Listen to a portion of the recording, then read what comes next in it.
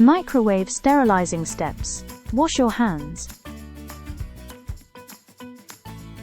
Empty the bottle.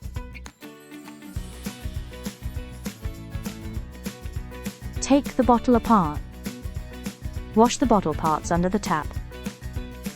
Clean bottle parts with a bottle brush and washing up liquid.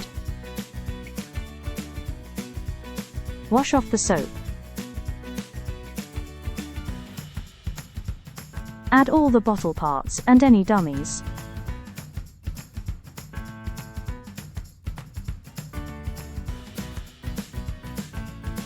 Fill the microwave sterilizer with 200 milliliters of water. Place in the microwave and put on 900 watts for 4 minutes. Check your guidelines. Kept in the sterilizer, the bottles are okay for 24 hours. After this time, they would need to be sterilized again.